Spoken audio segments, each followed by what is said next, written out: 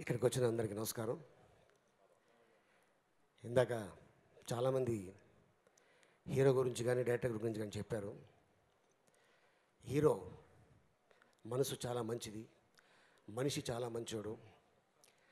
తను పెద్ద ఫ్యామిలీ నుంచి వచ్చాను అని ఏనాడు కూడా ఒక చిన్న పాయింట్ కూడా గర్వం అనేది కనిపించలేదు.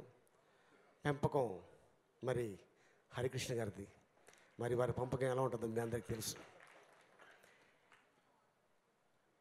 అండ్ అలాగే డైరెక్టర్ చాలా మంచి మనిషి. ఈ డైరెక్టర్, ఈ హీరో, నిర్మాత ముగ్గురు మంచోడు కాబట్టి భగవంతుడు మంచోళ్ళకి ఎప్పుడు మంచి చేస్తాడు.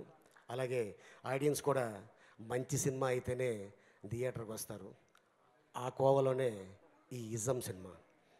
నాకు తెలిసి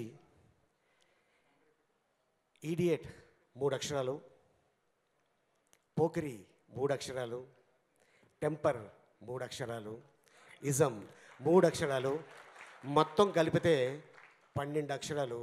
1, 2, 3 అక్షరాలు. 3 బూతు లేదమ్మా దీంట్లో. 3 గురించి చెప్తున్నాను అంతే.